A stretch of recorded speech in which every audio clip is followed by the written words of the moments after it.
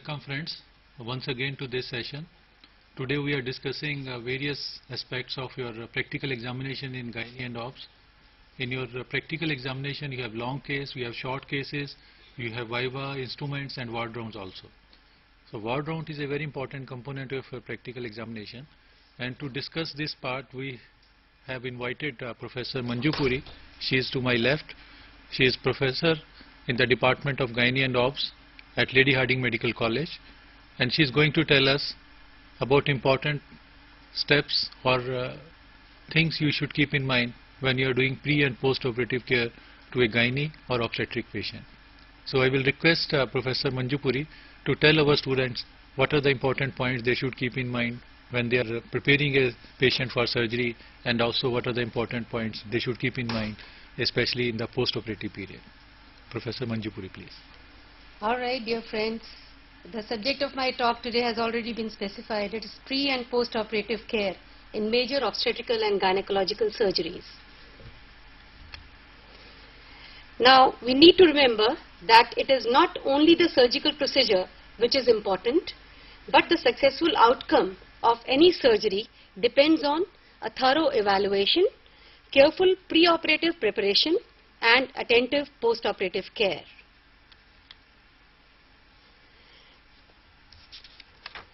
Now I shall first discuss the importance and components of pre-operative assessment and care. The various general principles of pre-operative assessment are listed here on this slide. Review of the diagnosis and indication of surgery, pre-anesthetic checkup, which includes a detailed medical history and physical examination, lab evaluation, a pre-operative discussion and informed consent from the patient. Now I shall elaborate on each of these points individually. Medical history should attempt at identifying all the illnesses which are likely to be aggravated by surgery and or anesthesia. These are conditions like cardiac disease, pulmonary disease, anemia, hypertension, diabetes, etc. One needs to inquire about any medication being used currently. For example, if a patient is on aspirin, we need to stop it a week before surgery, otherwise it will interfere with the hemostasis. Any allergies to drugs or food items in case the patient has need to be elicited and noted down carefully on the records. Any previous surgeries the patient has undergone, it would be worthwhile going into the details of the type of surgery and anesthesia the patient has received. We need to also know about the family history of any familial traits. A detailed history should be followed by a careful general physical examination. Here we record the pulse, blood pressure, respiratory rate. We also record her weight and her height with the aim of calculating the body mass index. We see if she's got any anemia. We also look up the orodental hygiene. Because any loose tooth, in case she's got, needs to be removed. Any caries or source of infection inside the mouth also needs to be handled before we take her up for surgery. This physical examination is followed by a systemic examination, which would include the examination of the chest and CVS. The aim is to identify any abnormality if present. The next aspect of the pre-operative assessment is the lab evaluation. Yes, please shoot your question. Yeah, hello. Actually, it's not a question. It's a very... Please reduce the volume of your TV set. Request. A kind request. We cannot absolutely read what is being put up on the slides. So it would be very kind of you if you could change the font color or something. All right. Okay, we'll do that. We'll do that. Yeah, Meanwhile, so I think... okay, we'll do that. All right. So what I will request, madam, meanwhile we are doing the changes in these slides. Can you... I'll continue with it. Actually, the preoperative preparation or preoperative preparing the patient should be the patient should be in the optimum health. If she is anemic, improve her anemia. Now, at times, you may not be able to wait till the anemia has improved because the woman is bleeding. In that case, bring up her hemoglobin by preoperative transfusions. Now, if it is a heart patient, ensure that the cardiac status is at its optimum at the time of surgery. So, whatever needs to be done towards that should be done. If there is an infection focus, try to remove the infectious focus as much as possible. If it can be cured, fine. If it can be brought under control, bring it under control, if not cure. So, all these things are important while we are assessing the patient to see if she is fit. If there is an ulcer, cure the ulcer. If the ulcer cannot be cured, at least see that it is clean when you are operating. So these things are very, very important while assessing. Now, all these investigations that we are doing on a patient is mostly to ensure whether the patient is fit for surgery or optimum fit in case she is not in the pink of her health. There are some problems which cannot be cured. So at least she should take the maximum functional capacity of that system. And then we say we will do surgery with a high risk consent. The patient is explained, we cannot do any more than this, so we should go, you should accept these risks. So the informed consent is taken at that time. So all these people is not going to be totally fit. It must be clear, because everybody is not going to attain 13 grams, 14 grams hemoglobin. So we will say at least some improvement. So 2 transfusion if she is a bleeding patient. If she is not bleeding, you can wait and build up her hemoglobin by other means and then do the surgery. So the preoperative preparation is also one of this. And urinary tract infection, if it is there, treat that before you put her up for surgery. So these things are very important before you declare the patient as fit for surgery. What I personally feel is that, especially for elective surgery, all these points are very important. And in case it is an emergency surgery, well, you don't have a choice. We don't have a choice. As it is. Oh, yes, please come. Please ask your question. Coimbatore, come up. No, the presentation is not clear. We are making changes in that. Please give us 2-3 more minutes. Okay. Meanwhile, I request Madam. We are not able to see anything. So, what are the important things which are usually asked in the ward round during the practical examination? Yes, actually last time also I discussed it. That ward round is done in 2 ways. The first way is the patient, the candidate is accompanied by a junior resident. The junior resident doesn't give her full information. So the full information has to be obtained either from the patient or by asking more questions from the junior doctor if she is unable to give you from the examiners. The examiners will give you the answers for that. And when you are making an examination, you should look. It is not that you have got all the time in the world to make an examination. The examination is made exactly as your consultant do to a patient who comes in the postoperative ward. Examine the chart, see the temperature, see the intake output, see what drugs she has received. Ensure that if she is receiving drugs before, that she is taking it now. Like she is a hypertensive, she is taking antihypertensive treatment, she should continue with that. So ask her, is she taking any is she on an antihypertensive? Is she taking it now? Is she taking any, means from the chart you will know. If you don't know, ask, is she on any medication prior to surgery? If they say yes, what drug? Then continue it in the postoperative ward if required. So some of the like thyroxine, if she is taking eltroxin or thyroxine, she has to continue it in the postoperative period also. Antihypertensive drugs, the diabetic drugs. So these things are important, what she has been taking before, and she has to continue it in the postoperative ward. And then of course, you see exactly what your consultants see on the patient on the particular day. Examine the pulse. If it is a cardiac patient, look for the fullness of the neck veins and all. Look for the breathing. If the breathing is normal, fine. If the breathing is abnormal, count the respiratory rate. Auscultate the chest to see if there is a problem during anesthesia. if it is a general anesthesia, or if she has breathless and you want to see if there are any chest signs she has developed at that time. So look at the abdomen. Look if she is having a catheter, how much bleeding she is having. So these things are very important. Now Manju will continue. Thank you, madam. Well, we were talking about the preoperative assessment. I'm sorry about the slides, maybe next time we come in a better way. So it is about the lab evaluation now. And we said that the lab evaluation has to be tailor-made depending upon the nature of the surgical procedure. Is it minor, is it major, and the patient's medical status. So the lab investigation essentially involves what sort of surgery, what precautions you should take, are there already changes present, how, like for example, you are ordering an IVP in a patient who needs say plastic surgery in the vagina or something. So the renal abnormalities are important, you get an IVP done. So there is a role of IVP in that case. So you must remember the investigations ordered according to tailor-made investigation.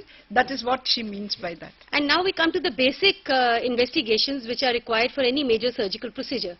We must have a complete blood count. We must have urine random microscopy done. Culture sensitivity only if you have pus cells on microscopy.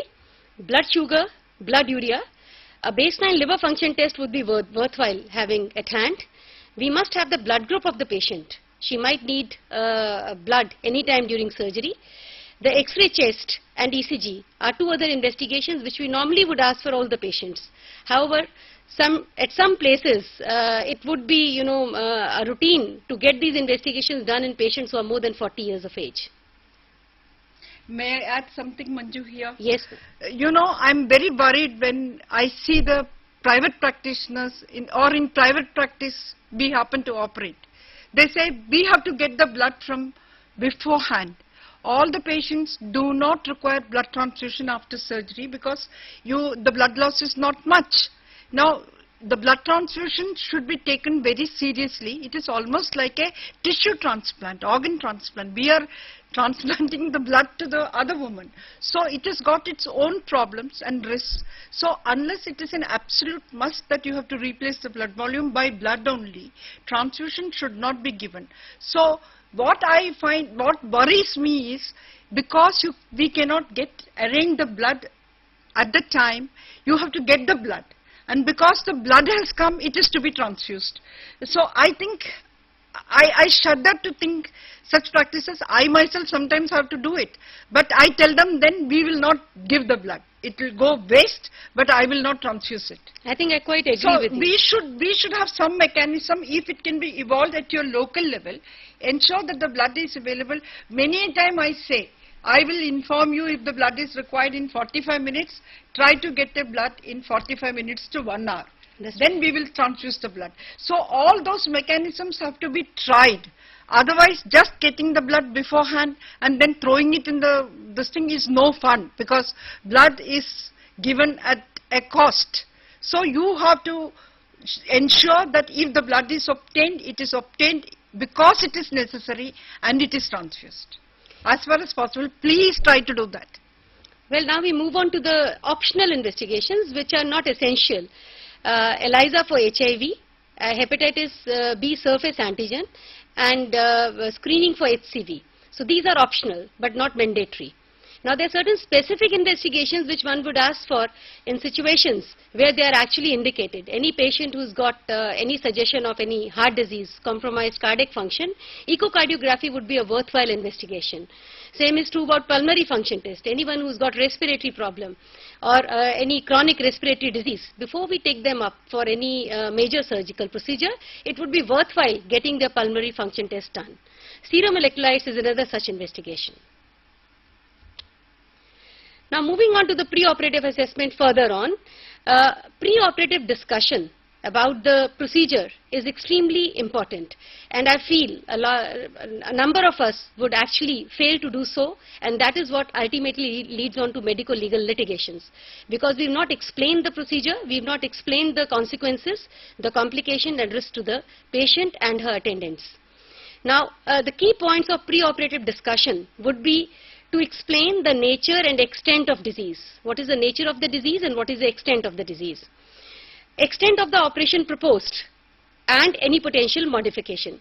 Say we are operating a patient who is less than 45 years of age, we plan her for an abdominal hysterectomy. In normal routine, we would leave her ovaries behind, but she has to be explained that in case we find any abnormality in the ovary while she is being operated, we would remove that as well. Anticipated benefit of the operation also needs to be specified. What is the benefit which she is likely to get after she gets operated? Because there are certain complaints in a patient which may not actually be related to her disease for which you are operating her. So those complaints would stay even after the surgery has been done. Risks and potential complications of the procedure is extremely important. Now any patient undergoing abdominal hysterectomy needs to be told that there could be damage to the adjacent structures like urinary bladder, intestines, because they come in the close vicinity of the area in which you are operating. You have to give them the actual figures sometimes, because they would be worried about when they hear about these complications. Just 1 minute, Manju. You would don't make them afraid. Just tell them that such complications are far and rare, but it can happen. So you must be ready for it, but it is quite likely. We will take all precautions, so don't worry about it. In case it happens also, we will take care of it. Such sort of assurances should be given, not making them scared of the operation from the beginning. But there's a reason of telling them the actual incidence. Like I was saying that in abdominal hysterectomy, the incidence of ureteric injury is less than 1%. So it has to be given as that. And see, 1% patient may not know. So you have to tell them in the language that they understand. So what will you say? Ki say it is a very remote, ki 1% ho sakti hai, usse bhi kam hoegi. We will take all precautions. That's very right. We have to tell them. But don't make them scared. Don't make them afraid. As such, any patient coming for surgery is scared of the operation. And don't frighten them off. Give them all information, but tell them in such a way that they know what is it that they are going to face. So give them in such a soft way that they know it also, but at the same time they are not scared. So the point here is that you should remember that now the patients are becoming more educated, especially in the urban areas, and with the internet so much information available. The point Professor Puri wants to make that these things should be explained to them, and what Professor Kamala Ganeshan is saying that you should not make them afraid of that. You should explain, because communication with the patient is very important. You should know properly how to explain that. So maybe in near future we can have one session on how to communicate with the patient properly. And for that the doctors or the DNB students need to know the incidences themselves also. How frequent is the problem? Then alternative methods of treatment and their risks also need to be told to them. For example, if you are operating a patient who's got malignancy, she needs to be told that subsequently she might need chemotherapy, radiotherapy. And likewise, if you are removing the ovaries in a young patient for whatever reason, you have to tell her that she would need hormone replacement therapy. Now, the key points of informed consent, Dr. Ganesh had already said that the informed consent should be in the language the patient understands. There's no point writing down the consent in English if the patient cannot follow it, because in the court it may not have any value. It should be signed by the patient, the doctor, and a neutral witness. And because we deal with women and their reproductive functions, so as a routine, we would also counsel the husband or some close relatives of the patient about the procedure which we are going to do and the related problems associated with it. Then again, it is very important that we are not supposed to scare, but we are supposed to give the facts to the patient and her relatives. Because subsequently, they should not be able to tell us that you didn't tell us about that. Now, date, time and place where the informed consent is signed also should be specified. Now, after the counseling and everything, we come on to the preoperative preparations. Part preparation is important. Now, there's a whole lot of discussion about when should the part be prepared. Should it be prepared the night before, or should it be prepared in the morning? It is preferred that if it is prepared just before the surgery, because it is seen that the surgical site infection rate is much less in case it is prepared in the morning. Nil per oral. The patients have to be kept nil orally the night before, 10 p.m. onwards. If she is to be operated in the morning, 10 p.m. onwards, she should be kept nil per oral for the risk of aspiration related to anesthesia. Bowel preparation. Now bowel preparation is again, it depends upon what kind of surgery you're going to perform. Normally if the patient is able to move her bowel in the morning, it is fine, but in case she is unable to do so, you can give her either a suppository or you can give her an enema. We are especially concerned about the bowel evacuation in vaginal surgery because the fecal matter is likely to contaminate the area where we are going to operate upon the patient. Antibiotic prophylaxis is another important aspect. We give broad spectrum antibiotic prophylaxis to the patient with the aim of reducing the bacterial load during surgery. Antibiotics like augmentin, like cefalexin or ampicillin can be given half an hour to 1 hour before the surgery. Pre-medication. A lot of changes have taken place as far as the pre-medication is concerned. The older concept of atropine phenergan is out because of the change in the anesthetic agents which are being used now. The only component of pre-medication which is to be given these days is an anxiolytic. So maybe tablet diazepam 10 milligram can be given HS and 5 milligram with a sip of water in the morning because our patient is fasting.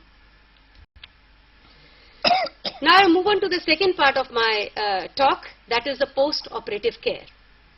Now once a patient has already been operated upon, the surgery has been done.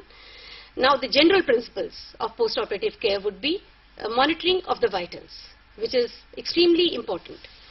Fluid and electrolytes supplementation, pain management, antimicrobial prophylaxis, care of bladder, ambulation, and prophylaxis for thrombo-embolism. So these are the important components of post-operative care.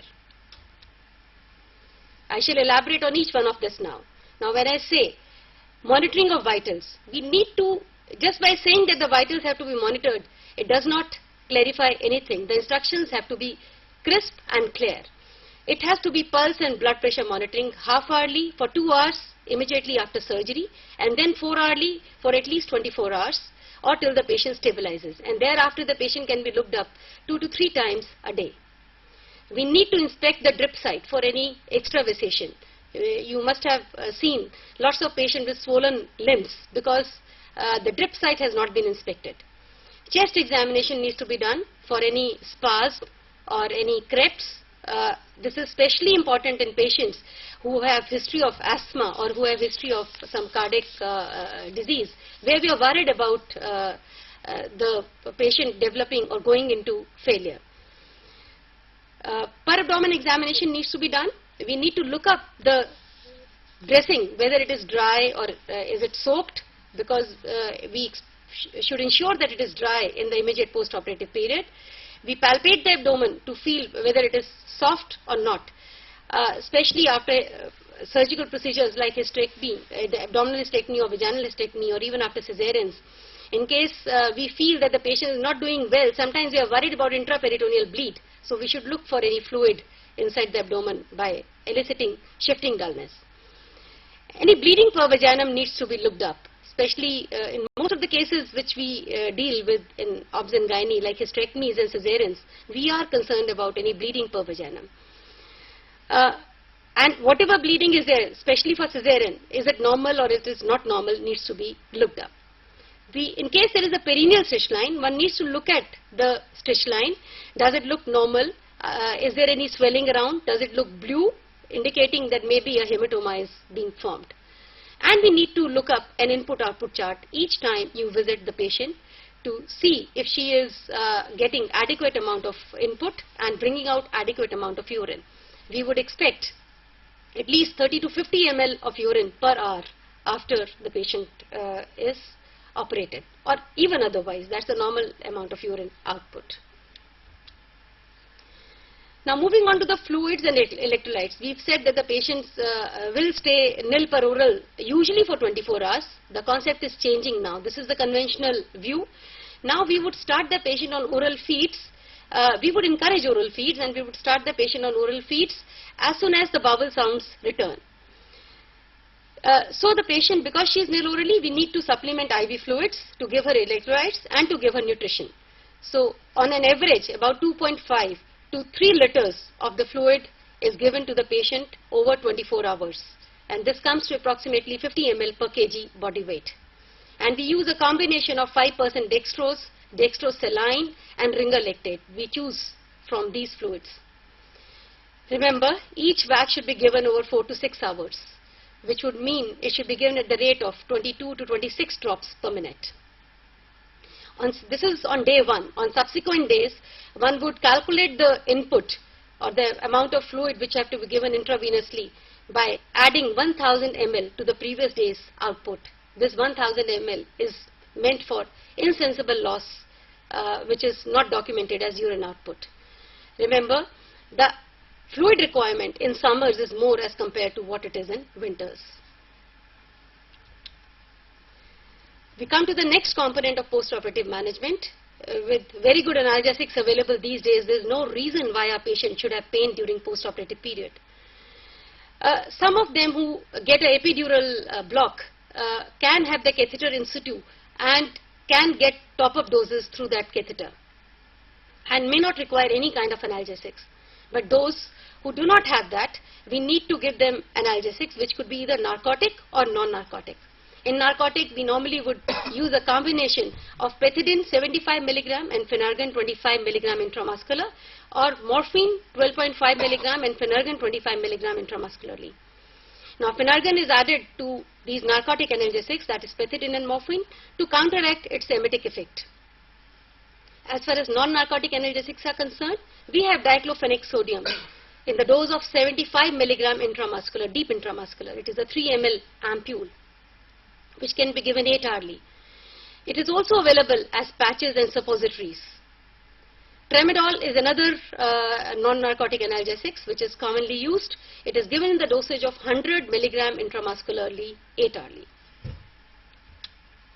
Now, as far as the antimicrobial prophylaxis is concerned, now this is an individual choice.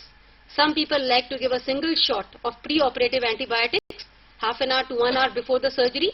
Others would give it for 24 hours, say about 3 doses of the antimicrobial, and still others would like to continue it for 5 to 7 hours. Other than the individual choice, it would also depend the indication for which you have operated upon the patient. If the patient has already got some pre-existing infection, you've done an emergency surgery, you might have to continue IV antibiotics for a longer time. The antibiotics have to be broad spectrum. They should cover all organisms, gram-negative, gram-positive, and anaerobic. It is worthwhile remembering that when we are dealing with vagina and pelvic organs, we are more concerned about anaerobes and gram-negative organisms. So good cover for these should be provided, because vagina itself has a lot of commensals, and these are the organisms which can cause infection in the presence of dead tissue after surgery. Amoxicillin and clavulanic acid is a good combination, that is injection augmentin can be given as 1.2 gram IV 8 hourly. Cephalosporins is another good option in dosage of 500 milligram every 6 to 8 hourly. Metronidazole is a good antibiotic cover for anaerobes, and we give it in the dosage of 500 milligrams 8 hourly, and it is given as IV infusion. Aminoglycosides would cover the gram-negative organisms. We can choose between gentamicin 80 milligram BD or amikacin 250 to 500 milligram BD to 8 hourly. It is given intramuscularly or IV. Duration we've already discussed. Now, care of the bladder. We all know that when we are doing any kind of gynae or obstetrical surgery, the bladder is just lying anterior to the uterus and the cervix. So we need to catheterize the patient prior to every surgery, and we leave the catheter in situ to drain while we are operating. Now, once the surgery is over, a large number of surgeons would like to remove the catheter there and then in case there is no specific indication to retain it, while there are still others who would leave the catheter in situ for 24 to 48 hours for the comfort of the patient, or because in places which are overcrowded, like certain government hospitals would have this as a policy, because they would not have workers to help out patients to evacuate.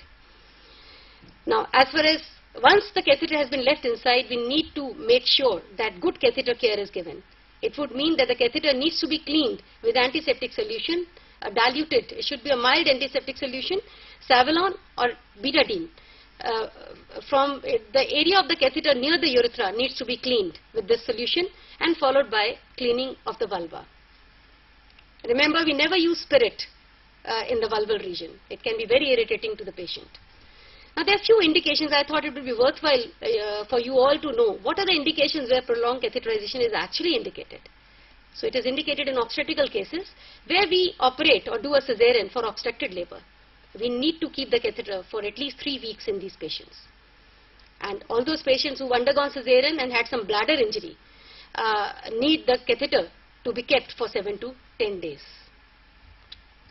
Now, as far as the gynecological cases are concerned, all patients who undergo vaginal hysterectomy with anterior repair, that is repair of the cystocele, we need the catheter to be kept for 48 hours. And all those who've had a Cayley's plication done, Cayley's stitch done, for stress urinary incontinence, the catheter has to be left for 5 days. Patients undergoing radical hysterectomy for carcinoma cervix, the catheter needs to be kept for 14 days. Because when we do radical hysterectomy, there is a lot of denervation which takes place and the bladder may not regain its tone and the patient can have retention urine. In patients who've undergone repair of VVF, depending upon the size of the VVF repaired, the catheter can be retained from, the range can be from 7 to 14 days. Smaller fistulas, you need to keep it for a shorter while. Now, ambulation and postoperative exercises is another extremely important aspect of postoperative care. We all know that in the pelvis there are a lot of big vessels, and during surgery they can be exposed. Pregnancy per se predisposes the patient to coagulation, increased tendency to coagulation.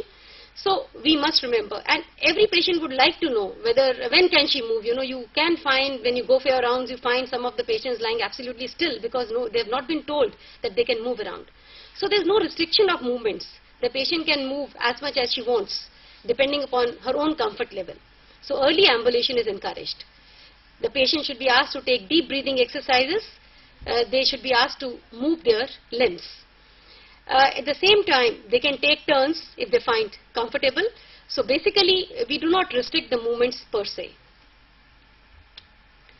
Now, prophylaxis for thrombo-embolism. We've already said that there is a certain risk of thrombo-embolism in the patients who undergo major surgery. Now, it's not that all the patients are at high risk of thromboembolism. All the patients who are obese, who are old, who are getting operated for malignancy are the ones where the risk of thromboembolism is increased.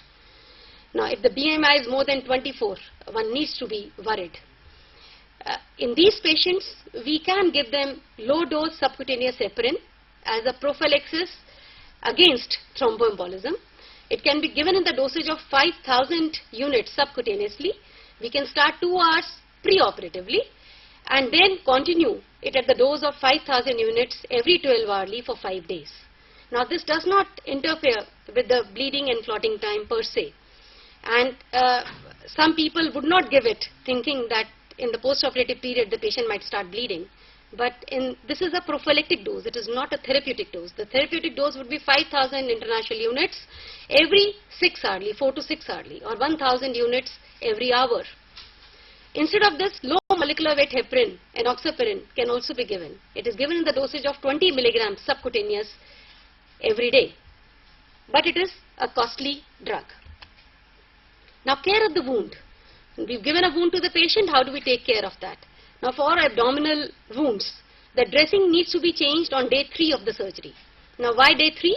Because if we've introduced any organisms inside the abdomen, it would take 48 to 72 hours for the organisms to elicit a reaction and the pus to form.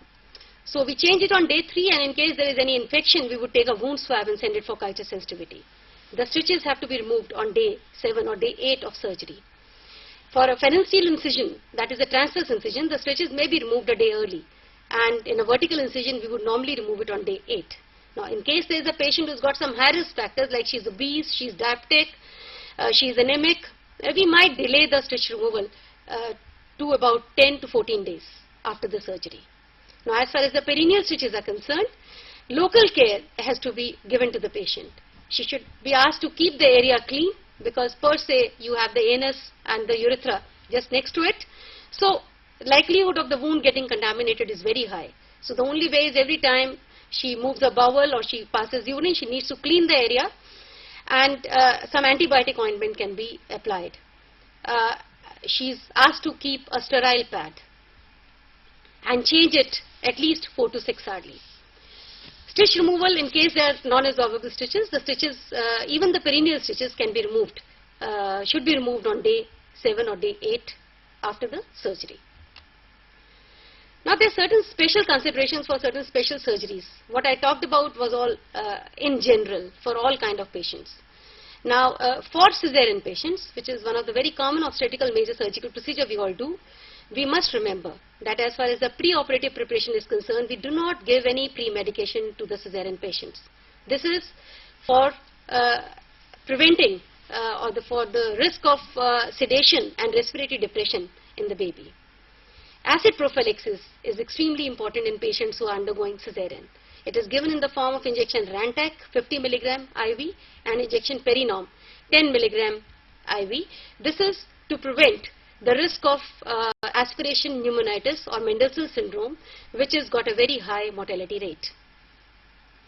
Now post-operative care, as far as special considerations in post-operative care are concerned, in elective cesareans, one would give them oxytocin infusion for about 6 to 8 hours after the cesarean has been done. We would add about 10 units of oxytocin to the first vac and add 5 units to the next vac. Every time we go and visit the patient post-operatively, we must make sure that the uterus is contracted. In case it is relaxed, one needs to massage it and increase the dose of oxytocin. We must watch for bleeding per vagina. Now, in case the uterus relaxes post-cesarean, there is every likelihood that the patient can have postpartum hemorrhage. So that is what needs to be looked into. We must encourage early breastfeeding. The moment the patient is comfortable, we must initiate breastfeeding, preferably within 4 hours. But definitely the patient should be comfortable, but the patient has to be motivated to do so. If you are not motivated, how can the patient be motivated? So it is you who are going to motivate the patient to start breastfeeding. Now as far as vaginal hysterectomy is concerned, we have some special considerations. In the preoperative preparation, betadine vaginal pessary. This is to reduce the normal bacterial flora of the vagina, because we are going to operate through the vaginal route, so we try and bring down the bacterial load there. Enema, I have already discussed, is very important for vaginal surgery. Now as far as the post-operative care is concerned, we would keep these patients who have undergone vaginal hysterectomy not nail orally for 24 hours, but in 6 hours time we should be able to allow them orally. Now the 6 hours nil orally period is kept for them to overcome or come out of the emetic effect of the anesthetic drugs or other things which the patient has received. We should watch for bleeding per vagina. Now a word about this, that we put a vaginal pack in these patients. So when you have to observe them for bleeding per vagina, we always keep a small tail of the pack outside. So it is this tail which you have to look up. That is it soaked in blood, is it soaked in fresh blood or not? That is what will tell you how much is the bleeding coming from within. In addition to this, is the pad which the patient is applying, is it all soaked in blood? Now vaginal pack which we put in these patients of vaginal hysterectomy to keep the both anterior and posterior wall stitch lines away from each other and to achieve hemostasis, because we do a lot of dissection, should be removed after 24 hours. The SRC or the catheter which we leave in these patients have to be removed after 48 hours. Now this is a sample of preoperative orders which one would give to a patient or put down on the records of a patient who is to undergo abdominal hysterectomy. This is just a sample. I thought I can present it to you. Informed consent has to be taken. The patient should wear OT clothes. It is worthwhile to ask the patient to take a good scrub bath the day before. She can take a scrub bath, she can take a head bath, and she should change into fresh clothes when she goes to the OT, and these OT clothes should be kept separate from the routine linen. Her relatives should be asked to wait. Remember, we have to give very clear instructions to the patient and her relatives. They won't know what we are wanting, so you have to tell them every small thing. The part preparation has to be done, And we must specify which area of the body are we wanting to be prepared, because the staff may not know about it. So normally for abdominal hysterectomy, we would ask the area which is to be prepared would be from nipples to thigh. We ask the patient to remain nil orally from 10 p.m. onwards. We give a betadine vaginal pessary even for abdominal hysterectomy again, because the vagina gets opened. When we remove the uterus and cervix, we open the vagina.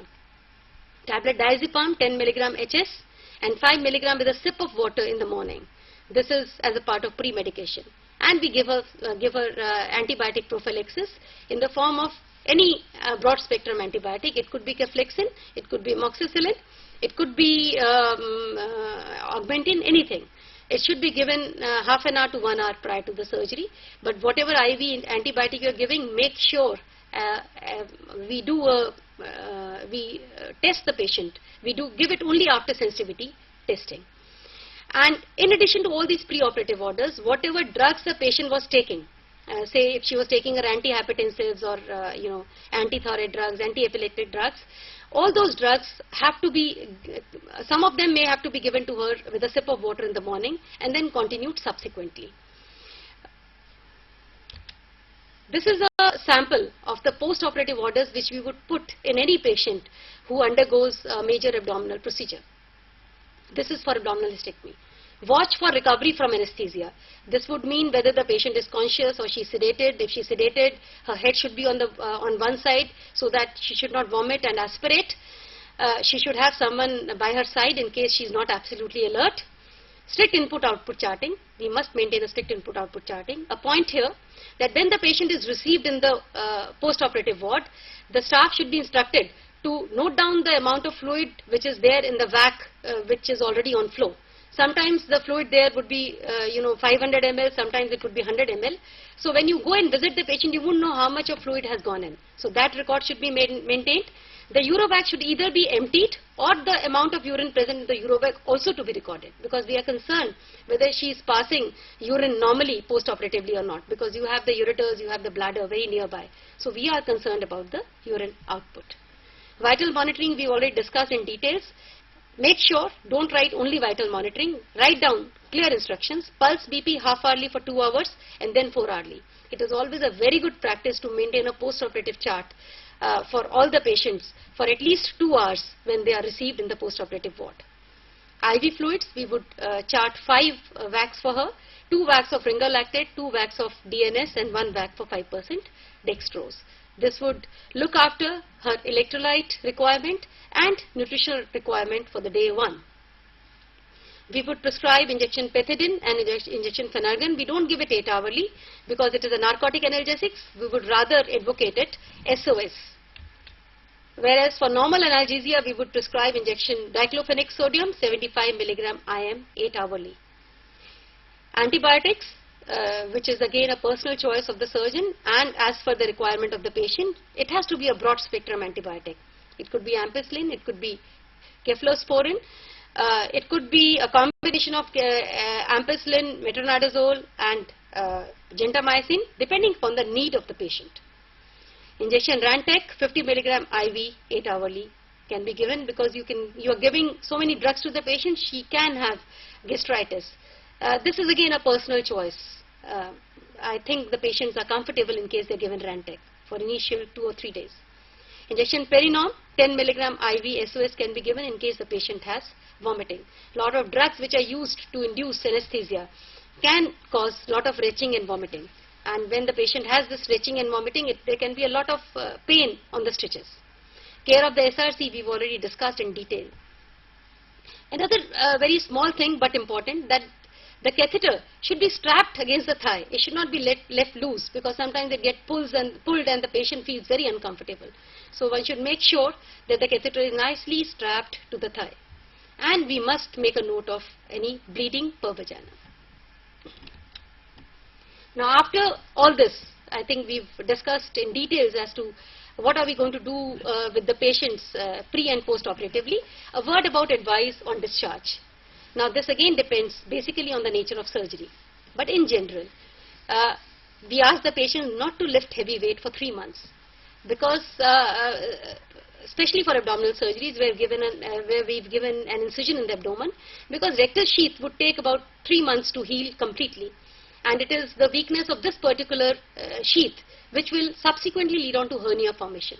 So if they lift heavy weight or there is anything which raises the intra-abdominal pressure, it would mean that the healing of rectus sheath can get disrupted, consequently resulting in hernia. Now, for the same reason, the patient should avoid coughing. In case she gets cough, it's worthwhile asking the patient to use some anti-tussive agents. She should avoid constipation. That again means straining.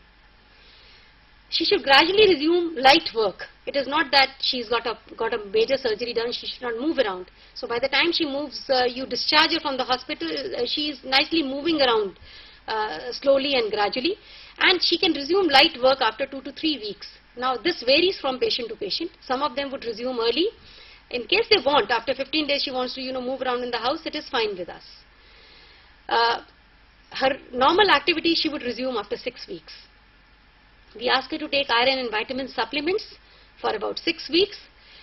It could be extended depending upon, in case she is already anemic, we would like to give her these hematinics or supplements for 3 months.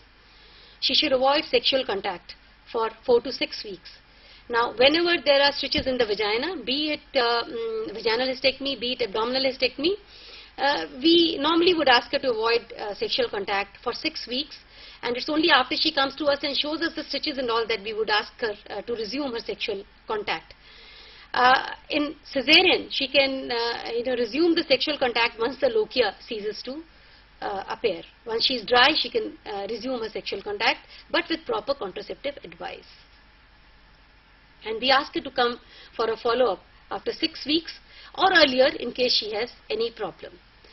And a detailed discharge slip should always be given to the patient, which should have all the details of the operative procedure, about first the diagnosis, then about the operative procedure, the peroperative findings, any problem she's had in the post-operative period. All these things have to be put in great detail.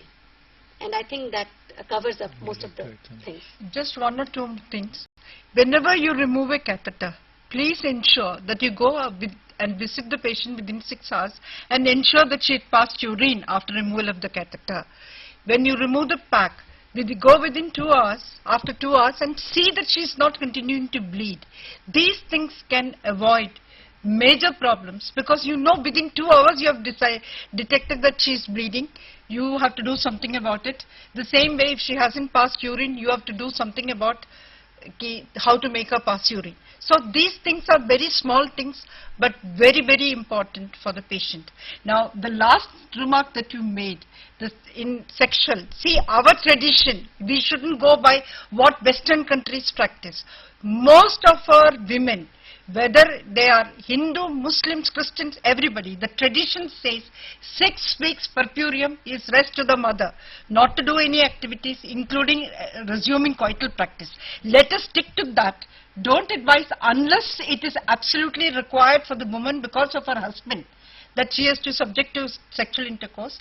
You don't encourage them. Let it be 6 weeks, please. I think it can be left, this point I have made so that No, in case the left. patient It is inquires. traditional. Don't alter the tradition. Okay. Let it be as it is. Okay. It's a good practice. Before we conclude, I will request, madam, can you give our students what is the breakup of long case, short case? What are the contents in See, practical long case examination? is 80 marks. 80 marks. There is actually 30 marks for the history, 40 marks for the discussion, and 10 marks for the presentation and appearance and all. And 40 marks each for the cases, short cases, out of which 1 is a short obstetric case and 2 gynae short obstetric cases. Each carries 40, 40, 40. So 200 marks. 120 for 3 short cases, 80 for the distinct, 200, 40 for the ward round. So it comes to that.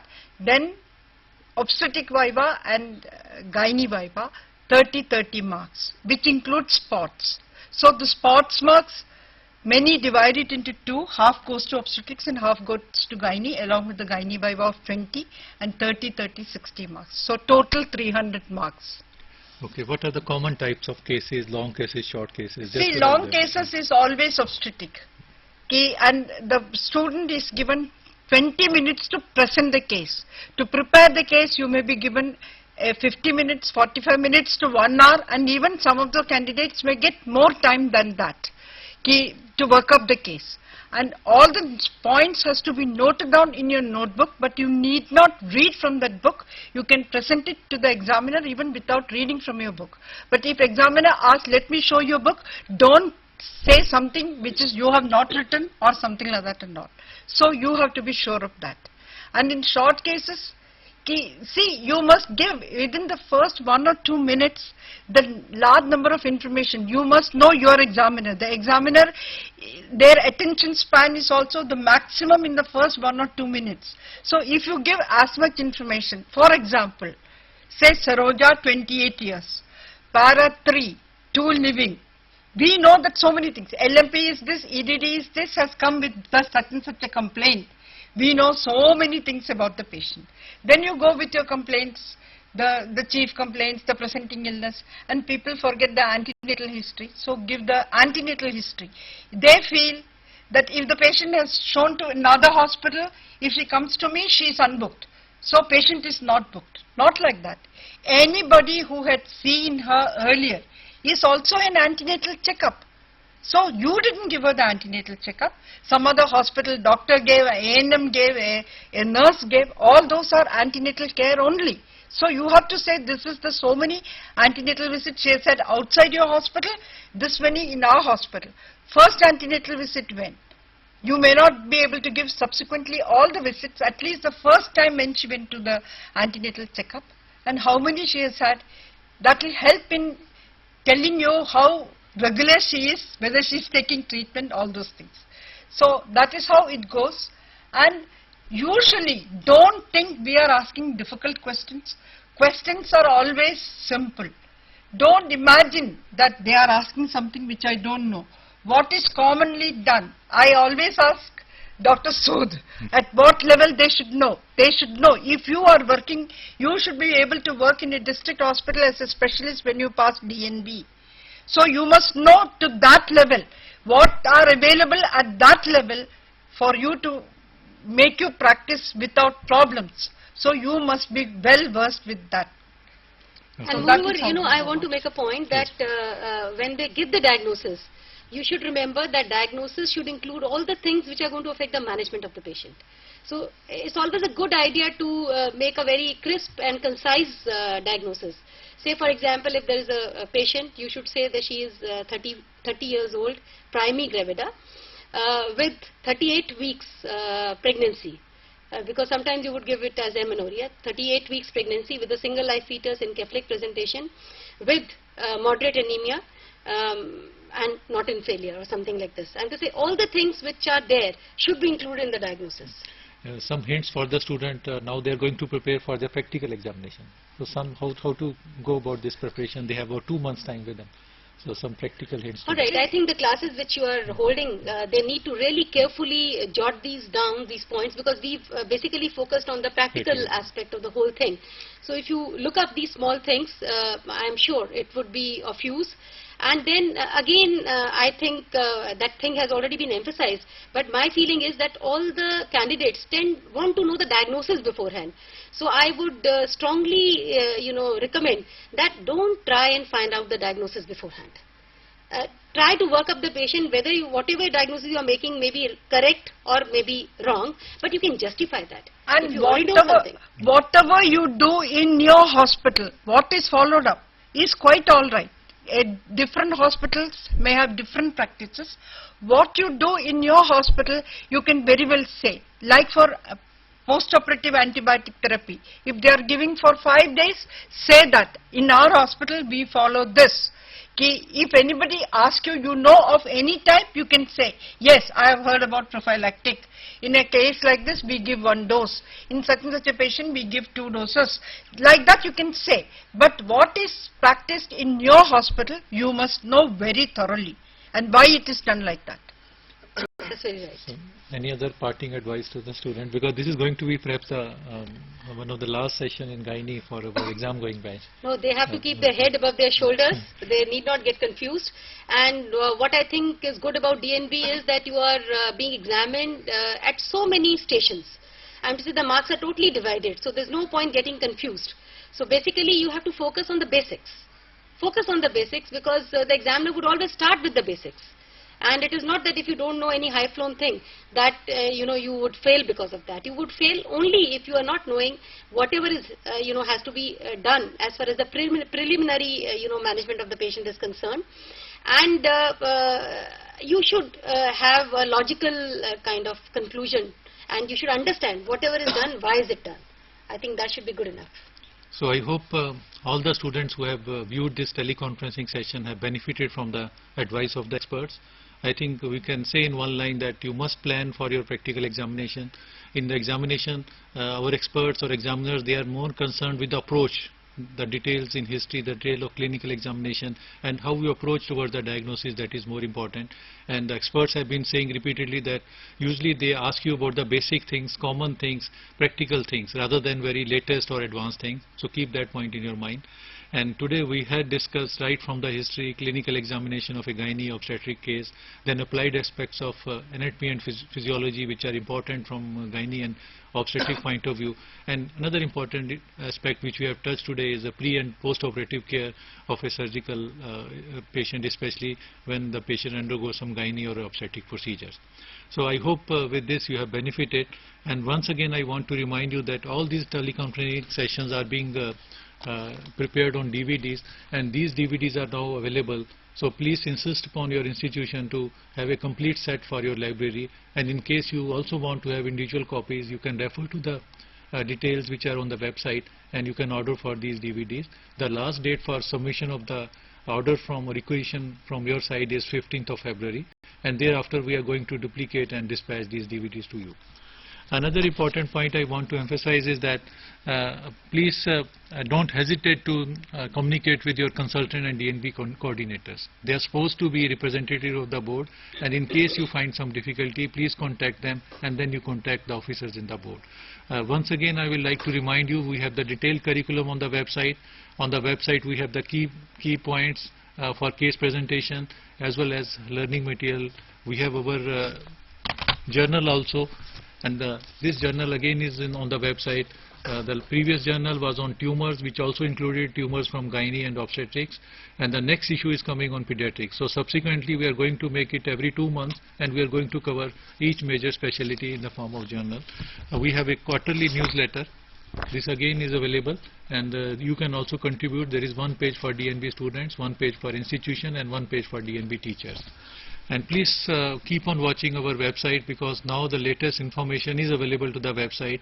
All our circulars are sent to the DNB coordinator. So please make sure that you meet your DNB coordinator at least once a week. So with this, I thank all the experts who have participated in this teleconferencing session. Thank you, ma'am. And I am very sure that you have benefited out of it. And in the end, I will like to thank all the studio staff, producer, and all the support staff for the cooperation they have extended to the National Board. Thank you very much.